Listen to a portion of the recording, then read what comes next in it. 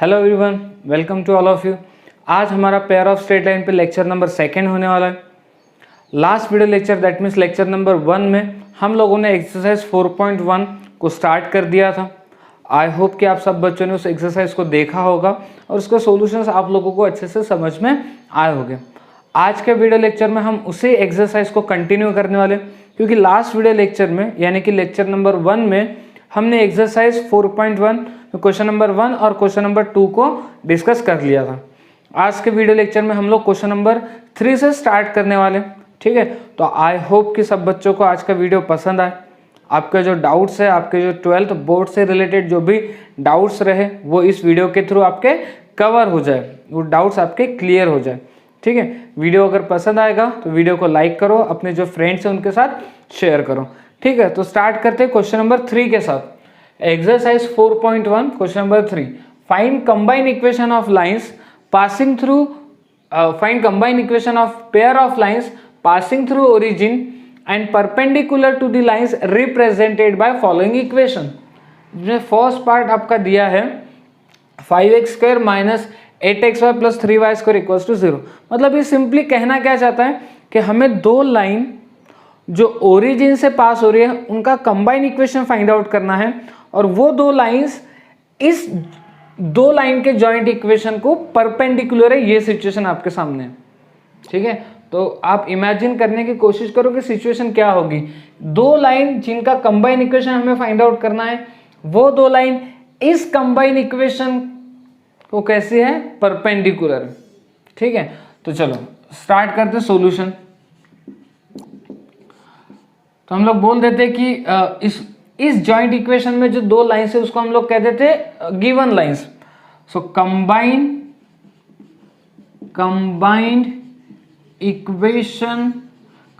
Equation of given lines is 5x² minus 8xy plus 3y² is equals to 0, ठीक है। फिर हम बोल देते कि let m1 and m2 are slopes of given line। इसमें जो गिवन लाइंस हैं इनके स्लोप को हमने किससे दिखा दिया, m1 एंड m2 से दिखा दिया, ठीक है। अच्छा, ये बात हमको अच्छे से पता है कि m1 प्लस m2 कितना होता है, m1 प्लस m2 होता है माइनस 2h अपॉन b होता है।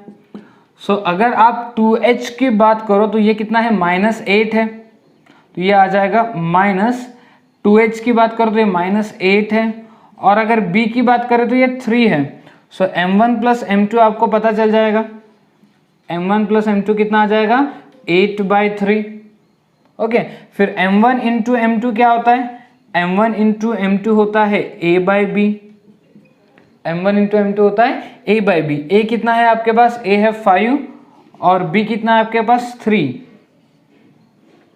तो ये हमें पता चल गया m1 प्लस m2, और ये हमें पता चल गया m1 इंटू m2, ठीक है। आई होप कि यहाँ तक सबको समझ में आ गया होगा, ओके। अब जो हमारी रिक्वायर्ड लाइंस है, मतलब जिन दो लाइन का हमें कंबाइन इक्वेशन निकालना है, वो दो लाइन इन दो गिवन लाइंस को कैसे परपेंडिकुलर है, ठीक है। तो फिर उनका स्लोप क्या होगा, स्लोप्स ऑफ रिक्वायर्ड लाइंस। तो रिक्वायर्ड लाइंस और गिवन लाइन एक दूसरे को कैसे परपेंडिकुलर है, रिक्वायर्ड लाइन और गिवन लाइंस एक दूसरे को कैसे परपेंडिकुलर है, तो उनके स्लोप का प्रोडक्ट कितना आएगा, -1 आ जाएगा। यानी हम बोल सकते हैं slope of required lines are -1 upon m1 and -1 upon m2, ठीक है। आई होप कि ये सिचुएशन आपको समझ में आई होगी, ठीक है। जैसे मान लो कि ये अपनी गिवन लाइन है, लाइन L1, और ये रिक्वायर्ड लाइन है लाइन U1। सिचुएशन समझो, ये गिवन लाइन और रिक्वायर्ड लाइन एक दूसरे को कैसे परपेंडिकुलर है। इस गिवन लाइन का स्लोप हमने m1 दिखा दिया, इस रिक्वायर्ड लाइन का स्लोप हमने mu1 दिखा दिया, दोनों एक दूसरे को परपेंडिकुलर। तो m1 into mu1 is equals to कितना आएगा, -1 आएगा। तो mu1 is equals to -1 upon m1 आ जाएगा। अच्छा, mu1 मतलब रिक्वायर्ड लाइन का स्लोप, तो रिक्वायर्ड लाइन का स्लोप कितना मिला, -1/m1। उसी तरीके से दो रिक्वायर्ड लाइन्स है, तो एक रिक्वायर्ड लाइन का स्लोप -1/m1 और दूसरे रिक्वायर्ड लाइन का स्लोप -1/m2। तो फिर इसका इक्वेशन क्या हो जाएगा, equation of required lines passing through origin, तो क्या आएगा formula, y is equals to -1/m1x and y is equals to -1/m2x हो जाएगा। जब मैं क्रॉस मल्टीप्लाई करूंगा तो x प्लस m1y मिलेगा एंड और ये मिलेगा x plus m2y is equals to 0। तो ये हमें मिल गया रिक्वायर्ड लाइन के इक्वेशंस। अब हमें इनका कंबाइन इक्वेशन निकालना है, तो combine equation of required lines, ठीक है ना। रिक्वायर्ड लाइंस के कंबाइन इक्वेशन कैसे निकालते हैं, हम लोग पहले लाइन का इक्वेशन लिखते हैं x plus m1y into x plus m2y is equals to 0। Okay, ठीक है। ओके, अब इनको मल्टीप्लाई करते हैं। देखो x इंटू एक्स स्क्वेयर, तो यहाँ लिख रहा हूँ मैं एक्स स्क्वेयर, उसके बाद x इंटू m2y, तो ये हो जाएगा m2xy, फिर m1y इंटू x, तो ये हो जाएगा m1xy, और फिर m1y इंटू m2y, तो ये हो जाएगा m1m2y square is equals to 0।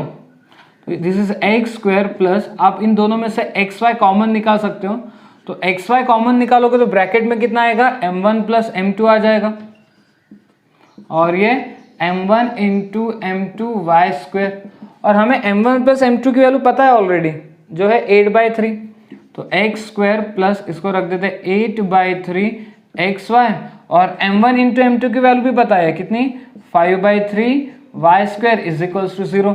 सभी को 3 से मल्टीप्लाई कर देते, सो 3 से मल्टीप्लाई करने पे ये आपको मिलेगा 3x square plus 8xy plus 5y square is equals to 0। तो ये हमें मिल गया दो लाइन जो ओरिजिन से पास हो रही है उनका कंबाइन इक्वेशन। दो लाइन जो ओरिजिन से पास हो रही है उनका कंबाइन इक्वेशन हमें यहाँ पे फाइंड आउट हो गया। ओके, आई होप कि आपको सॉल्यूशन समझ में आया होगा, जो कंसेप्ट मैंने समझाया आई होप कि आपको समझ में आया होगा। ठीक है, तो चलो अब आते हैं सेकेंड पार्ट में। सेम टू सेम वैसे ही है, ठीक है।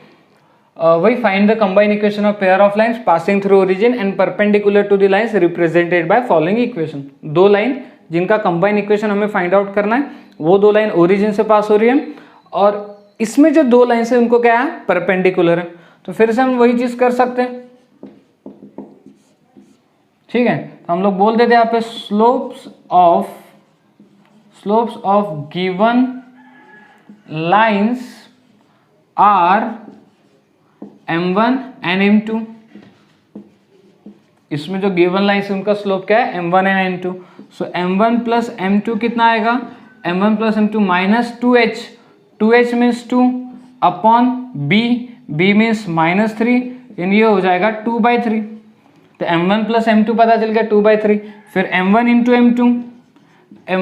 m2 कितना आता है, a/b, m1 into m2 a/b यानी कि 5/-3 यानी कि -5/3। ठीक है, फिर हम लोग बोल देते हैं कि स्लोप्स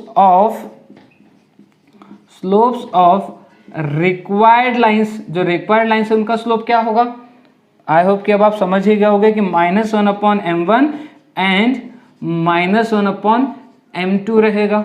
रिक्वायर्ड लाइन का स्लोप कितना आएगा, -1/m1 एंड -1/m2।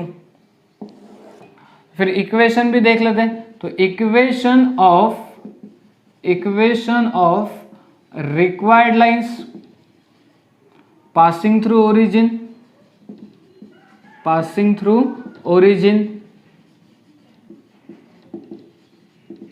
तो रिक्वायर्ड लाइन का इक्वेशन क्या होगा, जो ओरिजिन से पास हो रही है, तो y is equals to -1/m1x and y is equals to -1/m2x। तो ये हो जाएगा x plus m1y is equals to 0 and x plus m2y is equals to 0। तो ये हमें मिल गया दो लाइन जो ओरिजिन से पास हो रही है उनके सेपरेट इक्वेशन। अब इन दोनों के कंबाइन इक्वेशन निकालते हैं। तो कंबाइन इक्वेशन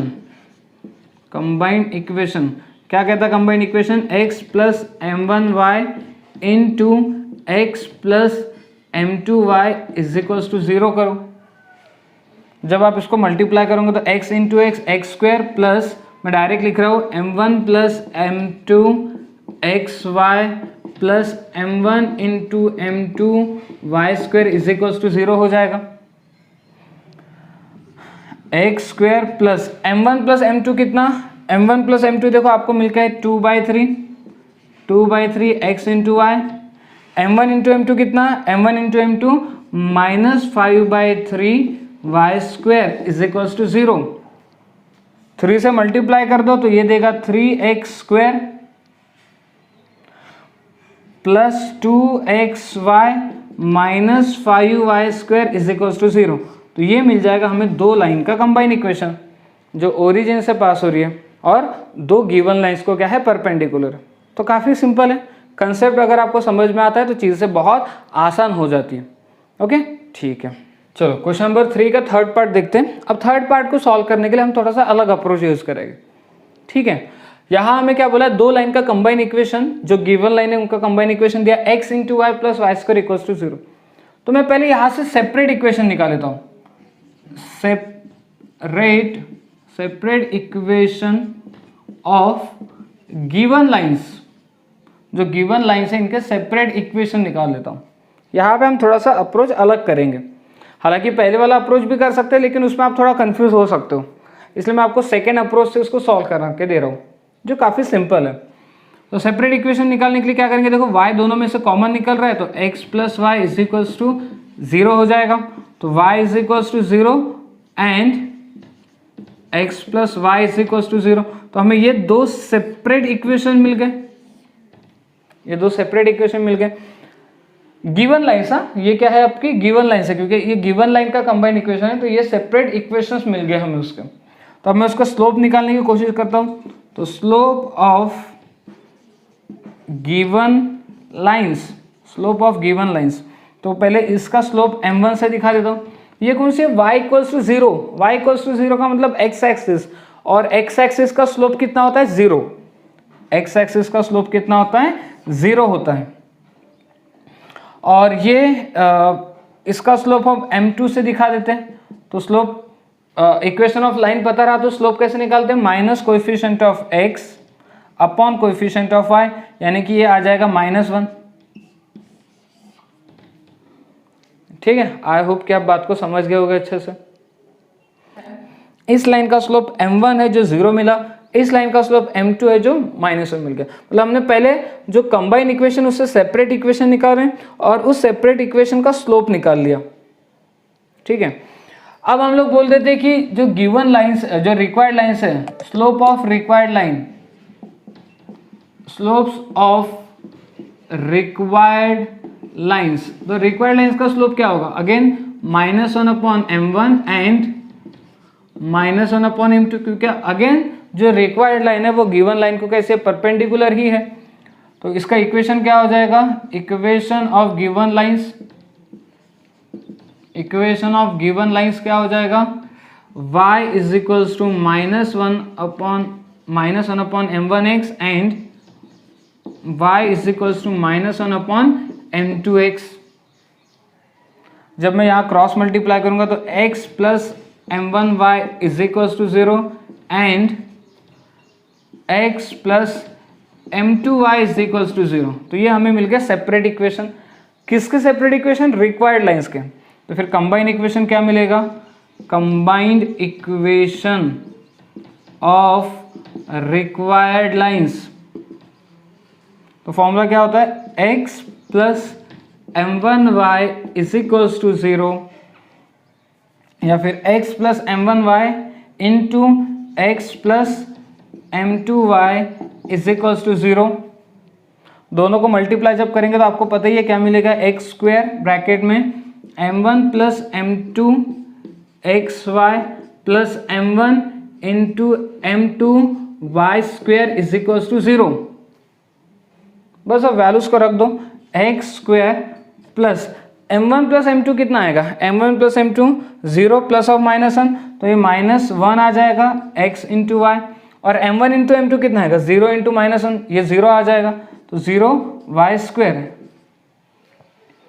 अगर आप इसको ठीक से लिखने की कोशिश करो तो ये कुछ ऐसा आपको मिलेगा, इधर लिख देता हूँ, x square minus x y, और वो तो 0 हो जाएगा, तो ये आ जाएगा हमारा दो लाइन का कंबाइन इक्वेशन या दो रिक्वायर्ड लाइन का कंबाइन इक्वेशन, जो इन दो गिवन लाइंस को कैसे रहेगी, परपेंडिकुलर रहेगा। ठीक है, ओके। आई होप कि आपको कंसेप्ट बहुत अच्छे से क्लियर कट समझ में आ रहे हैं, यही मैं उम्मीद करता हूँ। ठीक है, वीडियो पसंद है तो वीडियो को लाइक करना भूलो मत, शेयर करो। अगर आपको कोई डाउट है तो आप कमेंट भी कर सकते हो अपने डाउट्स को। ओके, ठीक है। अब देखते हैं इसका फोर्थ पार्ट। तो फोर्थ पार्ट और थर्ड पार्ट बिल्कुल सेम टू सेम है, इसमें ज़्यादा कुछ आपको तकलीफ नहीं होगी। फिर से ये दो गिवन लाइन का कंबाइन इक्वेशन दिया है, तो हम पहले इसका सेपरेट इक्वेशन निकाल सकते हैं। तो सेपरेट इक्वेशन x कॉमन निकल रहा है, देखो, तो 3x minus 4y is equals to 0 हो जाएगा। तो इसका मतलब x equals to 0 and 3x minus 4y is equals to 0 हो जाएगा। तो ये आपको मिल गया separate equation of given combined equation. Given combined equation, जो कंबाइंड इक्वेशन गिवन है उससे सेपरेट इक्वेशन हमने निकाल ली। तो फिर उसको स्लोप दिखा देते हैं। स्लोप बोल देता हूँ मैं m1 है, let m1 and m2 are slopes of given line. ठीक है, स्लोप्स ऑफ गिवन लाइन। तो फिर स्लोप कितना आएगा m1, तो ये जो लाइन है x equals to 0, x equals to 0 basically y axis होती है, और y एक्सिस का स्लोप क्या होता है, नॉट डिफाइंड। तो मैं इसको 1/0 से ऐसा कुछ दिखा देता हूँ, नॉट डिफाइंड। एंड m2 ये सेकेंड लाइन का स्लोप, तो फॉर्मूला क्या होता है, minus coefficient of x upon coefficient of y, यानी कितना 3/4 आ जाएगा। चलो m2 पता चल गया और m1 भी पता चल गया, m2 पता चल गया, m1 भी पता चल गया। तो अब क्या बोलेंगे, स्लोप ऑफ रिक्वायर्ड लाइंस। जो रिक्वायर्ड लाइंस है उसका स्लोप कितना आएगा, -1/m1 एंड -1/m2। अच्छा, -1/m1, m1 कितना है 1/0, तो इसका रेसिप्रोकल कितना हो जाएगा 0, इसका रेसिप्रोकल कितना हो जाएगा 0। आप समझ रहे हो बात को कि m1 अगर 1/0 है तो 1/m1 कितना होगा 0/1 यानी कि 0, तो -1/m1 कितना हो जाएगा -0 यानी 0 ही आ जाएगा। एंड -1/m2 कितना आएगा, m2 कितना है 3/4, m2 कितना है 3/4, तो 1/m2 कितना होगा 4/3, तो -1/m2 कितना होगा -4/3। तो ये हमें क्या पता चल गया, हमें ये स्लोप्स पता चल गए। ये क्या पता चल गया, स्लोप्स। किसके स्लोप, रिक्वायर्ड लाइन के स्लोप्स। बस बात खत्म। फिर इक्वेशन अपन आसानी से बता सकते हैं, इक्वेशन ऑफ रिक्वायर्ड लाइंस। तो फॉर्मूला क्या होता है, y इज इक्वल्स टू, यहाँ पे स्लोप होता है ना, तो 0 into x and y is equals to -4/3x। तो ये आ जाएगा y is equals to 0 and जब आप इसको सॉल्व करोगे तो ये आ जाएगा 4x plus 3y is equals to 0। तो ये हमें क्या मिल गया, सेपरेट इक्वेशन मिल गया। कौन से सेपरेट इक्वेशन, रिक्वायर्ड लाइंस के सेपरेट इक्वेशन। क्या मिल गया हमें, रिक्वायर्ड लाइंस ही मिल गई ना, सीधा सीधा रिक्वायर्ड लाइंस के दो सेपरेट इक्वेशन। तो बस इनका कंबाइन इक्वेशन निकाल लेते हैं। तो कंबाइन इक्वेशन क्या आएगा, कंबाइन इक्वेशन आसान है, y into 4x plus 3y is equals to 0। तो जब आप इसको मल्टीप्लाई करोगे तो ये कितना हो जाएगा, 4xy plus 3y square is equals to 0। तो ये हमें मिल गया दो लाइन के कंबाइन इक्वेशन, ये दो लाइन के कंबाइन इक्वेशन जो इस लाइन को कैसे परपेंडिकुलर है। आई होप कि आपको चीज़ें अच्छे से क्लियर हुई होगी, कंसेप्ट अच्छे से क्लियर हुए होंगे। ओके, तो अभी हमने क्वेश्चन नंबर 3 को डिस्कस कर लिया अच्छे से, जिसमें सिचुएशन ये थी कि दो लाइन जो ओरिजिन से पास हो रही है वो और दो लाइंस को कैसी है, परपेंडिकुलर है। ठीक है, इसमें एक ट्रिक है, आपको ट्रिक को ध्यान रखो तो आपको एमसीक्यूज जैसे क्वेश्चन सॉल्व करने में आसानी होगी। ट्रिक क्या है, equation of required lines passing through origin, ठीक है ना, equation of required lines passing through origin and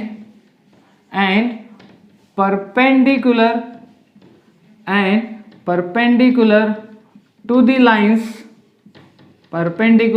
lines represented by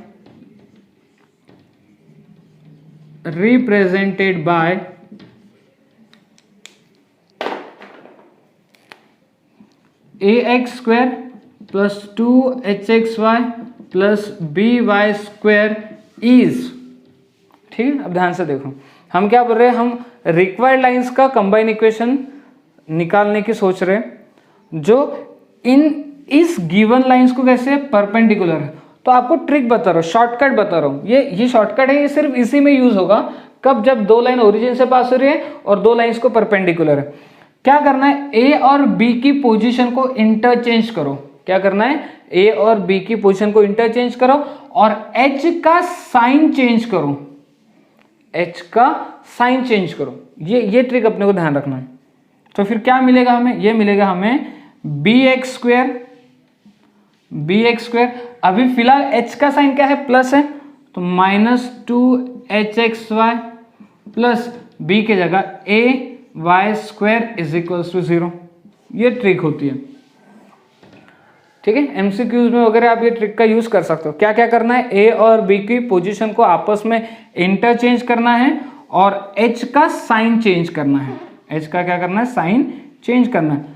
जैसे इसमें प्लस है तो हमने माइनस लिखा, हो सकता है क्वेश्चन में माइनस है तो प्लस मिले, प्लस है तो माइनस मिले, ठीक है। हमने अभी जो 4 क्वेश्चन सॉल्व किए ना, उसको पे आप अप्लाई करके देखो इसको, तो बहुत बढ़िया ट्रिक है। एमसीक्यूज में या आपके एमएससीईटी में वगैरह ऐसे क्वेश्चंस को सॉल्व करने के काम में ये ट्रिक आती है। ओके, ठीक है। सो आगे बढ़ते हैं क्वेश्चन नंबर 4 की तरफ। क्वेश्चन नंबर 4 में क्या बोला, फाइंड के फाइंड आउट करना हमें।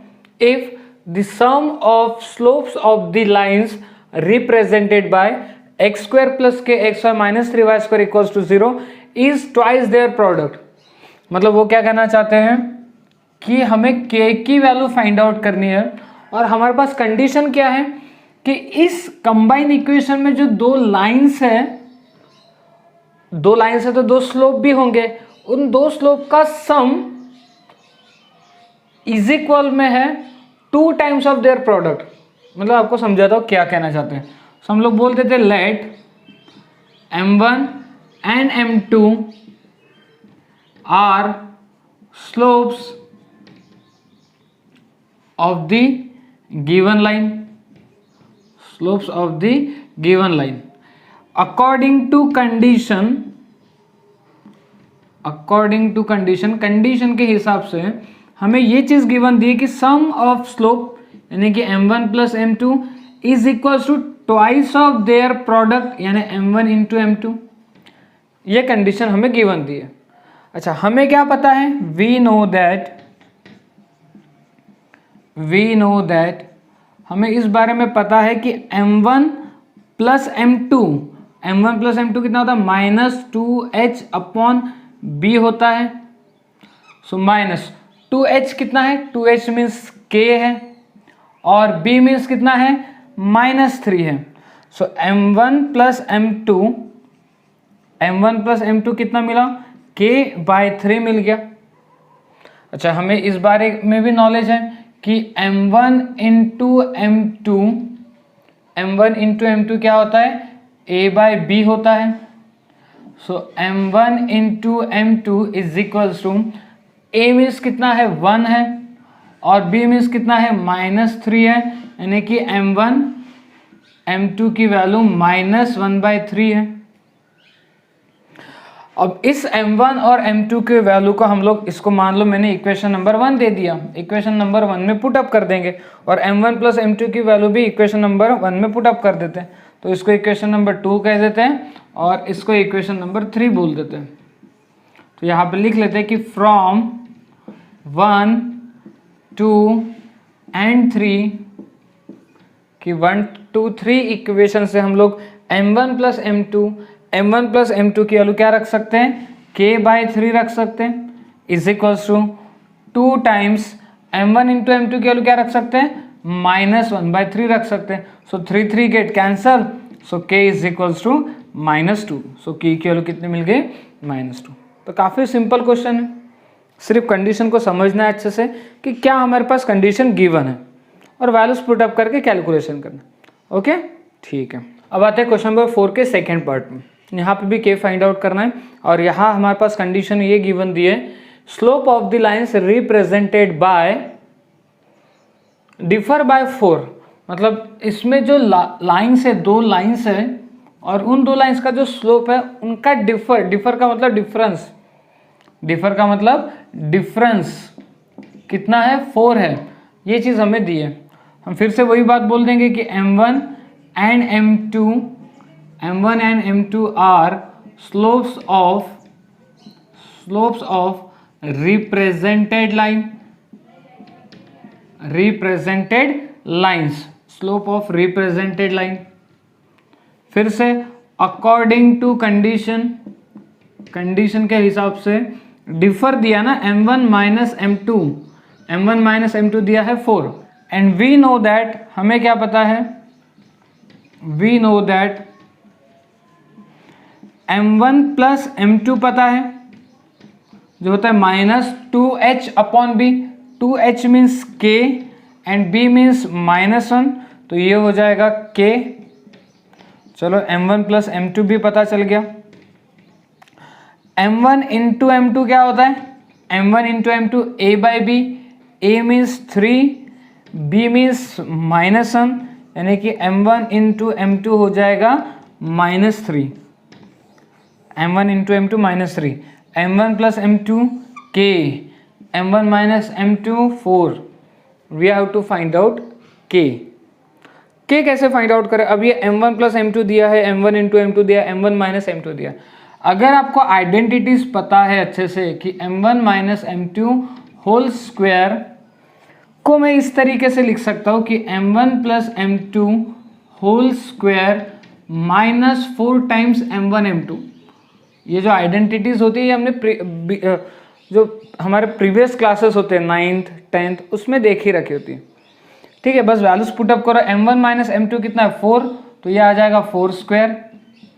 M1 प्लस M2 कितना है k, तो ये आ जाएगा k square -4। M1 into M2 कितना है -3, तो ये कितना हो जाएगा 16 k स्क्वायर प्लस 12, तो k square is equals to 4 आएगा, तो k इक्वल्स टू प्लस और -2 आ जाएगा। ये आ गया आपकी k की वैल्यू प्लस और -2। ठीक है, तो बहुत सिंपल है, सिर्फ कंडीशन को अच्छे से समझना होता है। ओके ठीक है, थर्ड पार्ट पे आते हैं। अब क्वेश्चन नंबर 4 के थर्ड पार्ट, ये भी काफ़ी सिंपल क्वेश्चन है, कंडीशन को अच्छे से समझने की कोशिश करो। Slope of one of the lines given by kx² plus 4xy minus y² equals to 0 exceed the slope of other by 2। Obviously कि इसमें जो 2 लाइन्स है वो क्या कहना चाहते हैं, 2 लाइन्स है तो एक लाइन का स्लोप दूसरे लाइन के स्लोप से 4 से ज़्यादा है, सॉरी 8 से ज़्यादा है। एक लाइन का स्लोप दूसरे लाइन के स्लोप से 8 से ज़्यादा है, ये बात वो बोलना चाहते हैं। अगेन हम लोग फिर से वही बात बोल देते हैं कि let M1 and M2 are slopes of given lines, slopes of given lines। M1 and M2 क्या है, slopes of given lines है। according to condition कंडीशन क्या कहती है कि एक लाइन का स्लोप, अब वो एक लाइन कोई भी हो सकती है, पहली हो सकती है, दूसरी भी हो सकती है। तो चलो मान लेते हैं कि पहली लाइन का स्लोप यानी कि m1 ये कैसा है, सेकेंड लाइन के स्लोप से ज्यादा है। कितने से ज्यादा है, 8 से ज्यादा है, एक्सीड कर रहा है बोलते m1 m2 से 8 से ज्यादा है। तो मैं यहां से ये बोल देता हूं कि ठीक है m1 minus m2 is equals to 8 कर लेते हैं। ठीक है, फिर उसके बाद m1 प्लस m2 ये तो हमें पता ही होता है, m1 plus m2 minus 2h, 2h कितना है, 2h है 4, upon minus 2h upon b कितना है -1। सो m1 plus m2, m1 plus m2 कितना हो रहा है, 4 हो रहा है, m1 प्लस m2 4 हो रहा है। अच्छा m1 इंटू m2 क्या होता है, m1 इंटू m2 होता है a बाई बी, a कितना है k और b कितना है -1 यानी कि माइनस k हो जाएगा। ठीक है, अच्छा कौन सी आइडेंटिटी यूज करेंगे, m1 minus m2 whole square is equals to m1 plus m2 whole square minus 4 times m1 m2। Okay, m1 minus m2 8, so 8 square is equals to m1 plus m2 4, so 4 square minus 4 m1 into m2 minus k, तो ये हो जाएगा 8 square 64, 4 square 16 plus 4k, 16 को shift किया तो कितना, 64 में से 16 माइनस तो 48 रहेगा is equals to 4k, so k is equals to आपको मिल जाएगा 12। तो ये आ गया आपकी k की वैल्यू। ओके, सो काफ़ी सिंपल क्वेश्चन है, k की वैल्यू फाइंड आउट करना बहुत आसान है। इसमें आप कंडीशन को अच्छे से समझने की कोशिश करो और उसके हिसाब से वैल्यूज को पुटअप करो तो आपका फाइनल आंसर निकल के आ जाए। ओके, ठीक है, अगले क्वेश्चन की तरफ आते हैं। Question number 5, find condition that, first situation में क्या दिया, the line 4x plus 5y equals to 0 coincide with one of the given by ax square plus 2hxy plus by square equals to 0। मतलब वो क्या कहना चाहते हैं कि ये जो लाइन है ये इसमें से किसी एक लाइन के साथ कोइंसाइड कर रही है, तो क्या कंडीशन होगी या किस कंडीशन पे ये लाइन इसके साथ कोइंसाइड कर रही होगी। तो बस वही कंडीशन हमें फाइंड आउट करनी है। तो यहाँ पे हमारा अप्रोच क्या होगा, हमारे पास इस इक्वेशन का ऑक्सिलरी इक्वेशन आपको पता है, auxiliary equation of ax square plus 2hxy plus by square is equals to 0 is क्या, auxiliary equation bm square plus 2hm plus a is equals to 0। अगर ऑक्सिलरी इक्वेशन के बारे में आपको याद होगा, तो नहीं पता होगा तो वीडियो लेक्चर नंबर 1 में मैंने इसके बारे में डिटेल में डिस्कस किया है कि ऑक्सिलरी इक्वेशन क्या होता है। तो ये होता है ऑक्सिलरी इक्वेशन। इस ऑक्सिलरी इक्वेशन में आपको जो m दिखाई दे रहा है, m बेसिकली क्या है, स्लोप है। m बेसिकली क्या है, स्लोप है। किसका स्लोप है, इनमें जो दो लाइंस है उसका स्लोप है। तो इनमें तो दो लाइंस होती है, तो यहाँ पे भी m की दो वैल्यू मिलेगी ना, क्योंकि क्वाड्रेटिक है। समझ रहे हो बात को, ठीक है। उसके बाद हमारे पास गिवन लाइन क्या है, गिवन लाइन क्या है, गिवन लाइन है 4x plus 5y is equals to 0। तो ये गिवन लाइन का स्लोप क्या हो जाएगा, स्लोप हो जाएगा minus coefficient of x upon coefficient of y। अब ये जो गिवन लाइन है ये कोइंसाइड कर रही है इसके साथ, मतलब इस गिवन लाइन का जो स्लोप है वो इस ऑक्सिलरी इक्वेशन को क्या करेगा, सेटिस्फाइड करेगा। बात समझ में आ रही है। ये जो गिवन लाइन है इसका स्लोप m है और ये गिवन लाइन इसमें जो दो लाइन है उसके साथ कोइंसाइड कर रही है। तो इस इनमें जो दो स्लोप होंगे उसमें से एक स्लोप तो ये रहा होगा ना, आप समझ रहे हो ना बात को। इसमें जो दो लाइन्स हैं, दो में से एक लाइन तो यही है और इस लाइन का जो स्लोप है वही स्लोप इस इक्वेशन को क्या करेगा, सेटिस्फाइड करेगा। तो सिंपली हम लोग क्या कर देते हैं, m की जगह पुटअप कर देते हैं, -4/5 whole square plus 2h, m की जगह -4/5 plus a is equals to 0। तो ये कितना हो जाएगा, b 16 divided by 25 minus 8 h upon में 5 plus a is equals to 0। ठीक है, अब हम 25 से मल्टीप्लाई कर देते हैं। तो जब हम 25 से मल्टीप्लाई करेंगे तो ये 16b हो जाएगा। जब ये 25 से मल्टीप्लाइड होगा तो 5 25 के साथ कैंसिल होकर 5 देगा, 5 8 जा 40, तो 40h आएगा plus 25 a is equals to 0। तो ये है वो कंडीशन, इस कंडीशन पे आपकी जो गिवन लाइन है, ये गिवन लाइन ये कोइंसाइड करेगी इस लाइन के साथ। तो कोइंसाइड वाले केसेस में क्या करना है, सिंपली जो आपके पास होमोजेनियस इक्वेशन दिया है उसको ऑक्सिलरी इक्वेशन में कन्वर्ट करो और जो गिवन लाइन दी उसका स्लोप फाइंड आउट करो। अब गिवन लाइन इस होमोजेनियस इक्वेशन मतलब इस ऑक्सिलरी इक्वेशन के साथ कोइंसाइड कर रही।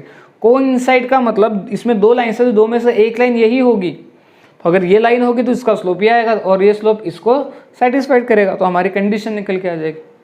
ठीक है, आई होप कि आपको कंसेप्ट अच्छे से क्लियर हुआ होगा। ओके, चलो क्वेश्चन नंबर 5 के सेकेंड पार्ट पे आते हैं। इसको ध्यान से समझो।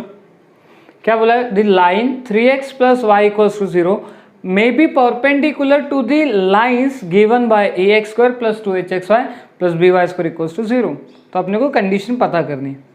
इस बार कोइंसाइड नहीं बोला है, इस बार परपेंडिकुलर बोला है कि ये जो गिवन लाइन है ये इसमें जो दो लाइन्स है उसमें से किसी एक लाइन के साथ परपेंडिकुलर है। तो कंडीशन क्या बनेगी वो देखना है। तो फिर से हम लोग ऑक्सिलरी इक्वेशन के बारे में बात करते हैं। ऑक्सिलरी इक्वेशन क्या आएगा, ऑक्सिलरी इक्वेशन आएगा bm square plus 2hm plus a equals to 0। यह आ गया अपना ऑक्सिलरी इक्वेशन। गिवन लाइन क्या है, गिवन लाइन है 3x plus y equals to 0। अब इस गिवन लाइन का स्लोप मैं m1 से दिखा रहा हूँ, इस बार m से नहीं दिखा रहा हूँ, m1 से दिखा रहा हूँ। तो इस गिवन लाइन का स्लोप क्या आ जाएगा, minus coefficient of x upon coefficient of y। तो m1 आ जाएगा -3। अब कंडीशन क्या दी है ना, according to condition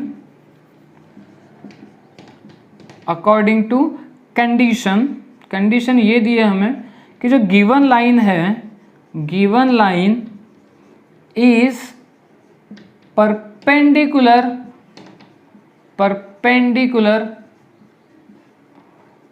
to one of the line represented by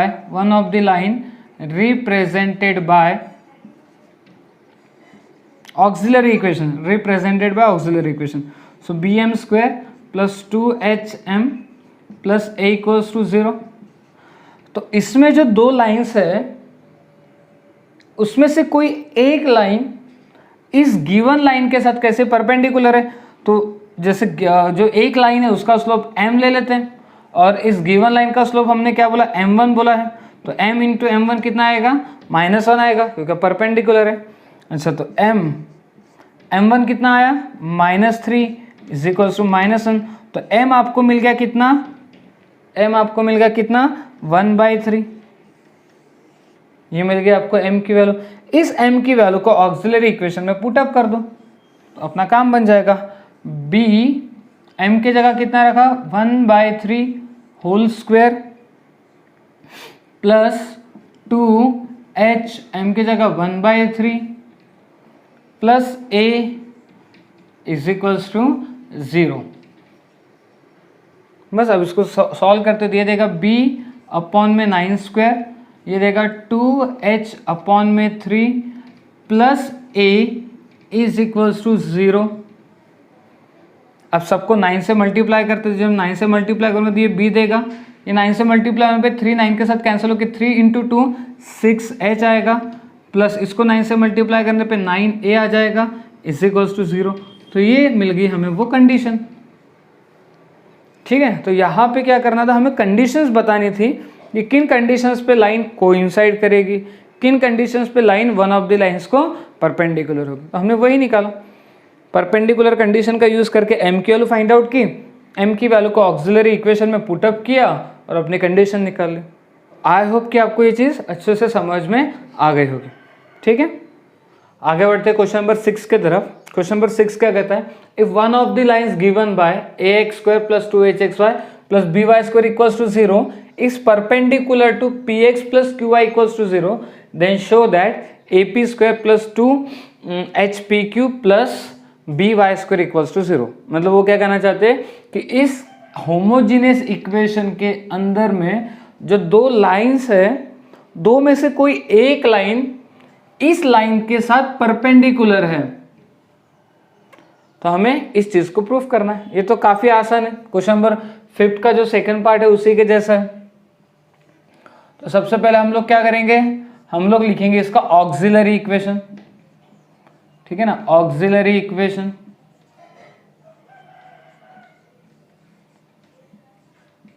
okay, auxiliary equation क्या होता है, ऑक्सिलरी इक्वेशन होता है bm²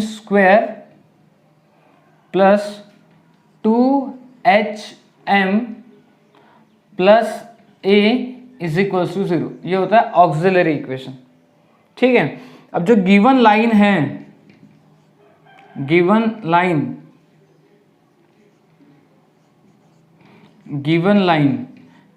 कौन सी, px + qy = 0। ये जो गिवन लाइन है, मान लो इस गिवन लाइन का स्लोप मैं m1 से दिखा देता हूं, कितना आएगा, -p/q आ जाएगा। और जो गिवन लाइन है, given line is perpendicular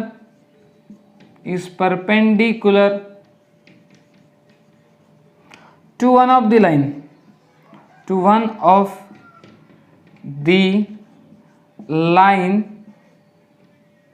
lines of auxiliary equation bm² + 2hm + a = 0।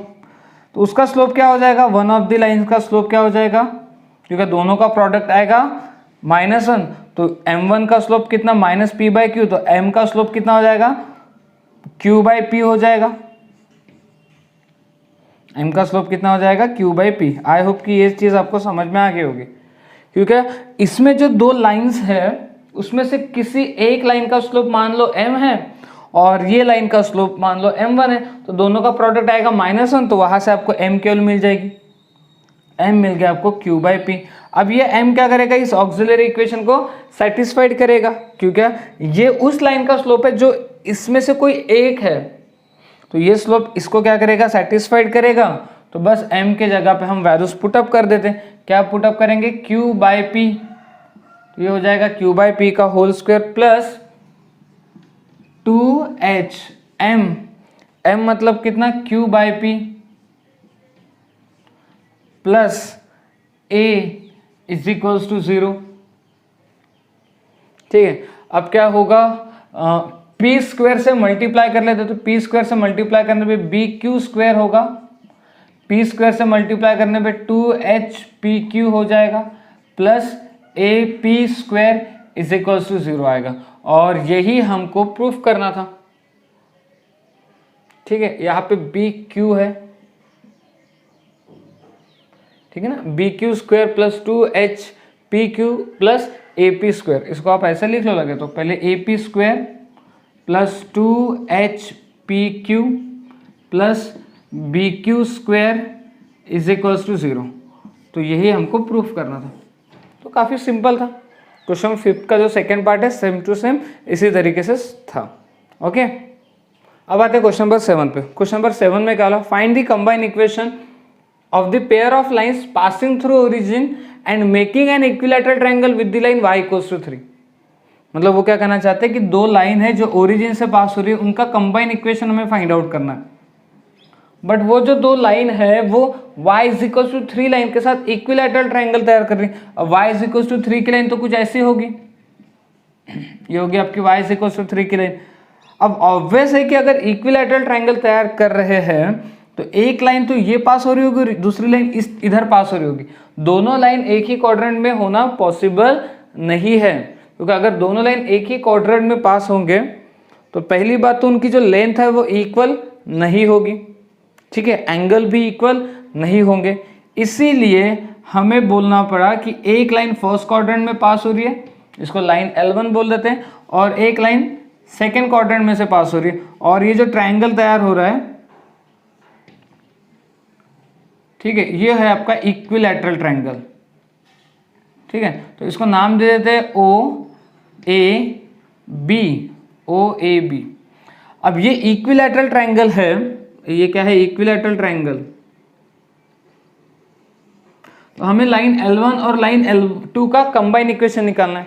तो उसके लिए मुझे सबसे पहले लाइन L1 का सेपरेट इक्वेशन निकालना होगा और लाइन L2 का सेपरेट इक्वेशन निकालना होगा। लाइन L1 का सेपरेट इक्वेशन निकालने के लिए मुझे लाइन L1 का स्लोप पता करना पड़ेगा, और स्लोप पता करने के लिए मुझे ये पता करना पड़ेगा कि लाइन L1 ने एक्स एक्सिस के साथ कितना एंगल तैयार किया। तो अगर आप ठीक से ऑब्जर्व कर रहे हो तो ये कंप्लीट एंगल 60 है, ये 30 हो जाएगा, तो ये 60 हो जाएगा, ये कितना हो जाएगा 60। तो line L1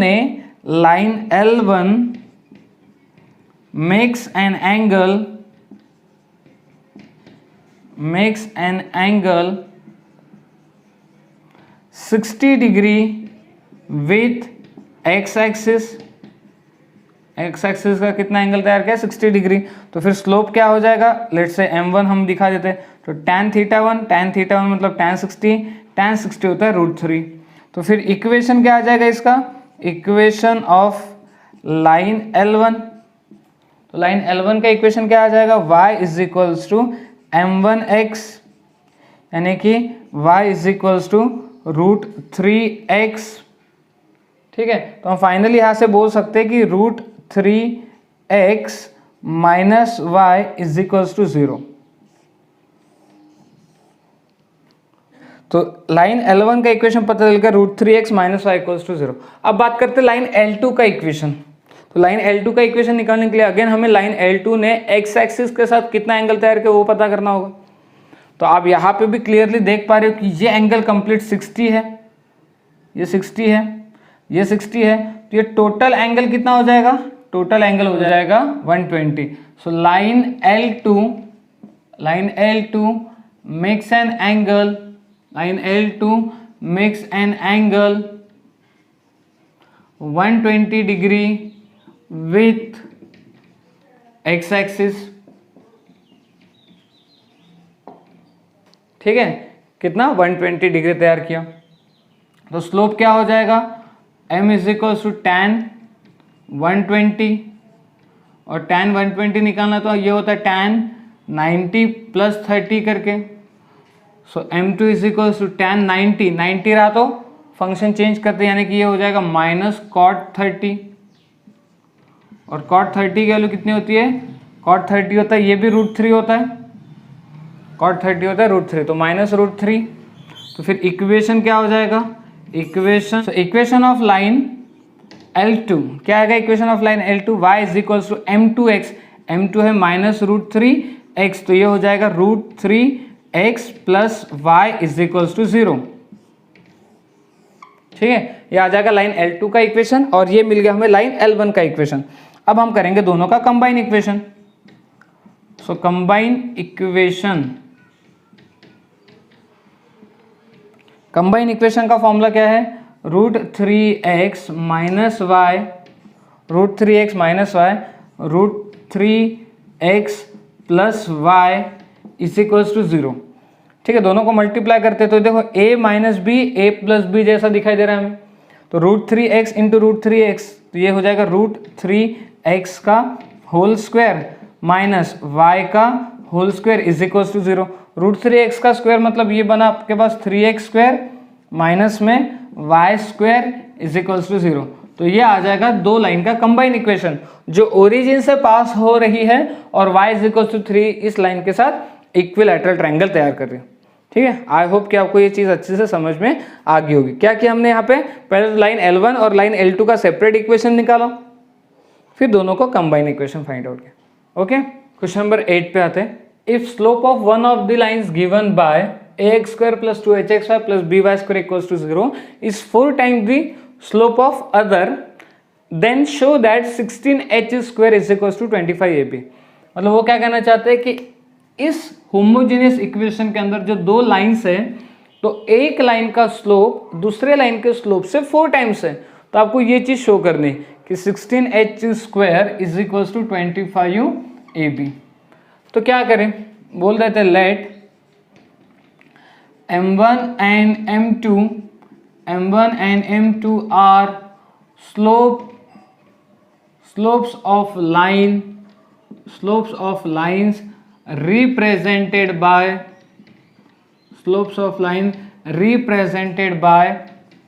ax square plus 2hxy plus by square is equals to 0।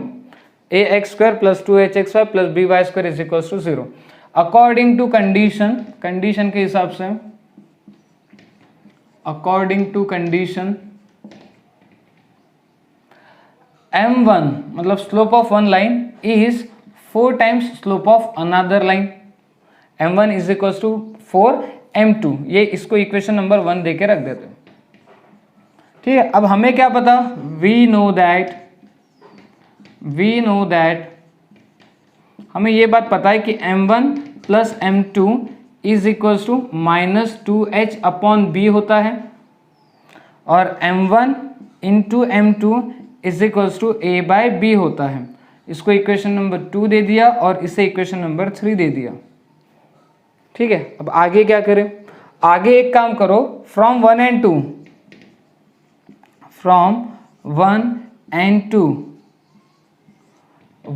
से हम लोग बोल सकते हैं कि मैं इस m1 के जगह पे ये रख देता हूं 4m2 plus m2 is equals to -2h upon b।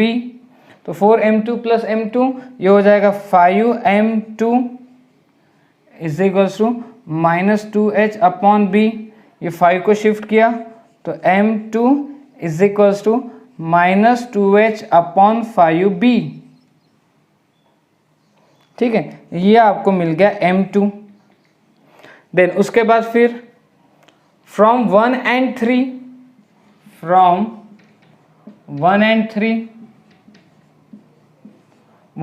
से हम लोग क्या बोल सकते हैं, इस m1 के जगह मैं 4m2 रख देता हूं। 4m2 into m2 is equals to कितना, a बाई b। तो ये क्या हो जाएगा 4m2 square is equals to a by b। 4, अच्छा m2 कितना हमारे पास, ये m2 है, -2h upon 5b whole square is equals to a by b। Okay, 4, अब देखो माइनस का स्क्वायर प्लस 2 का स्क्वायर 4, h का स्क्वायर h स्क्वायर अपॉन 5 का square 25 b square is equals to a by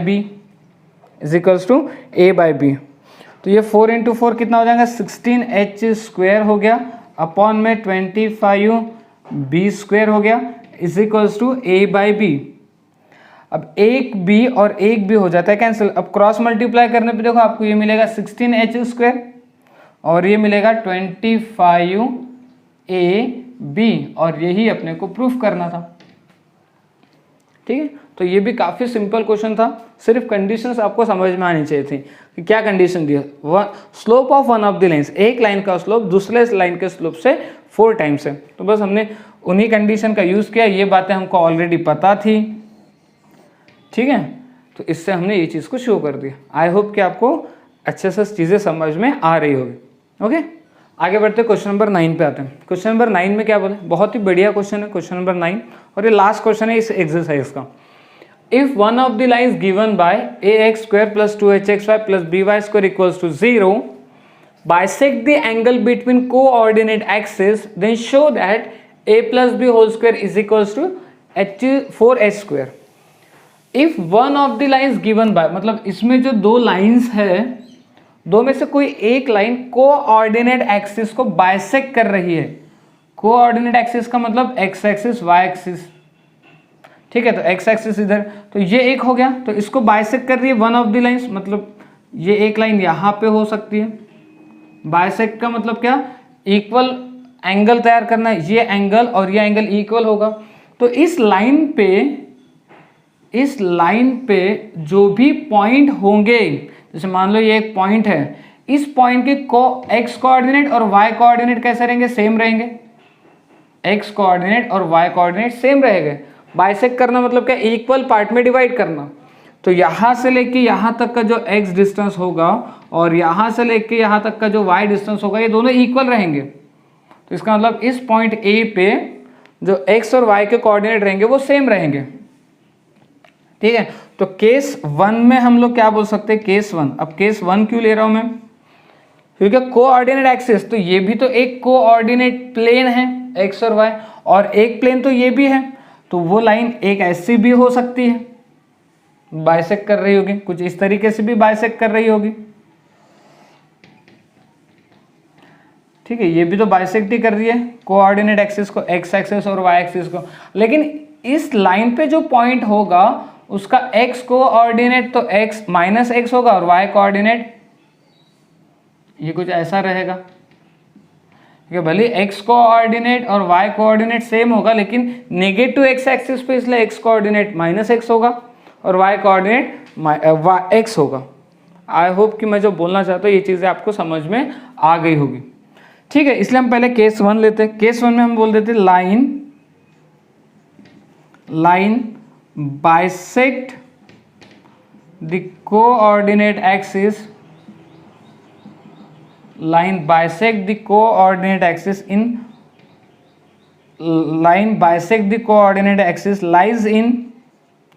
lies in first quadrant, ये कहाँ पे लाई कर रही है, फर्स्ट क्वाड्रेंट में लाई कर रही है। therefore point on the line whose coordinate is x, a, मतलब क्या हम क्या बोल रहे हैं केस 1 में कि जो लाइन बाइसेक्ट कर रही है कोऑर्डिनेट एक्सिस को, वो कहाँ पे, फर्स्ट क्वाड्रेंट में, और उस लाइन पे जो पॉइंट है उसके कोऑर्डिनेट x, x। अब ये पॉइंट इस लाइन के कंबाइन इक्वेशन पे लाई कर रहा है, इस लाइन के कंबाइन इक्वेशन पे लाई कर रहा है, क्योंकि हमने क्या बोला है, क्वेश्चन को अगर आप ध्यान से पढ़ोगे तो इसमें से जो एक लाइन है, वो एक लाइन हम लाइन L ले रहे हैं। तो लाइन L पे जो पॉइंट है वो क्या करेगा, इस कंबाइन इक्वेशन को सेटिस्फाइड करेगा। तो आप बोल सकते हो point A x, x satisfy the combined equation, वो क्या करेंगे, कंबाइन इक्वेशन को सेटिस्फाइड करेंगे। कंबाइन इक्वेशन को सेटिस्फाइड करने का मतलब x की जगह तो x आएगा, y की जगह भी x आएगा, तो ax² प्लस 2h, x की जगह x, y की जगह भी x, तो ये x² हो जाएगा, प्लस b, y की जगह भी x, तो ये x² हो जाएगा, इज इक्वल्स टू में 0 आ गया। तो x² देखो सब में से कॉमन निकला, x² कॉमन निकला, तो a plus 2h plus b is equals to 0 हो गया। तो यहाँ से पता चला कि x² की वैल्यू 0 यानी x की value 0 and a plus 2h plus b की वैल्यू 0, इसका मतलब a प्लस b की value minus 2h, a plus b की वैल्यू माइनस 2h आ जाएगा। यह आ गया केस 1 में। वैसे ही केस 2 में भी बोल सकते हैं हम लोग, सेम वही सिचुएशन। केस 2 में हम लोग क्या बोल सकते हैं कि point a whose coordinate minus x, x satisfied, ये सारी चीजें फिर से लिख लेना, satisfy the combined equation, satisfied the combined equation, combine equation को सेटिस्फाइड करते हैं। तो a x की जगह तो माइनस एक्स आएगा, प्लस 2h, x की जगह माइनस एक्स आएगा, y की जगह x आएगा, प्लस b, y की जगह x आएगा, x² इज इक्वल्स टू में 0 आ गया। आई होप कि आप सब बच्चे इस चीज़ को समझ पा रहे होंगे कि point a minus x, x इस लाइन पे है और ये लाइन इसमें से कोई एक है, तो इस लाइन पे आने वाला हर पॉइंट इस कंबाइन इक्वेशन को क्या करेगा, सेटिस्फाइड करेगा। और पॉइंट का x कोऑर्डिनेट माइनस एक्स है, y कोऑर्डिनेट x है, तो ये कितना बना, ये बन गया ax², ये कितना बन गया, बन गया माइनस 2h², और ये कितना बन गया bx² इज इक्वल्स टू 0। तो x² कॉमन निकला, तो a minus 2h plus b is equals to 0 आ गया। तो यहाँ से आपको पता चल रहा है कि x की value 0 and a plus b की वैल्यू कितनी, 2h, a प्लस बी की वैल्यू कितनी 2h, तो चलो a प्लस बी की वैल्यू 2h आ गई और a प्लस बी की वैल्यू -2h आ गई। तो हमें अगर किसी ने पूछा कि फिर ठीक है a प्लस बी का होल स्क्वायर कितना आएगा, a प्लस बी का होल स्क्वायर कितना आएगा, तो -2h का होल स्क्वायर 4a स्क्वायर और 2h का होल स्क्वायर 4a स्क्वायर, तो ये आ रहा है 4a स्क्वायर और यही हमको प्रूफ करना था। a plus b whole square is equals to 4a square. Okay ठीक है, तो आज हमने हमारी पूरी एक्सरसाइज के हर एक क्वेश्चन को बहुत डिटेल वे में डिस्कस किया। ठीक है, आई होप कि सब बच्चों को ये चीज़ें बहुत अच्छे से क्लियर कट हुई होगी। ये वीडियो आपके क्लास 12 के बोर्ड के chapter pair of straight line में कंसेप्ट क्लियर करने में कवर करेगा, यही मैं उम्मीद करता हूँ। ठीक है, वीडियो पसंद आए तो वीडियो को लाइक करो, अपने जो अदर फ्रेंड्स हैं उनके साथ शेयर करो ताकि वो भी इन वीडियो लेक्चर्स का बेनिफिट ले पाए और उनकी भी बोर्ड की प्रिपरेशन, क्लास 12 की प्रिपरेशन बहुत अच्छे तरीके से हो। ठीक है, अगर आप कुछ सजेशन देना चाहते हैं, कुछ आपके डाउट्स है तो आप कमेंट बॉक्स में अपने सजेशन या डाउट्स कमेंट कर सकते हो। ओके, तो आज यहीं पे स्टॉप होते हैं। नेक्स्ट वीडियो लेक्चर में इसी चैप्टर को एक नए कंसेप्ट के साथ कंटिन्यू करेंगे। ओके।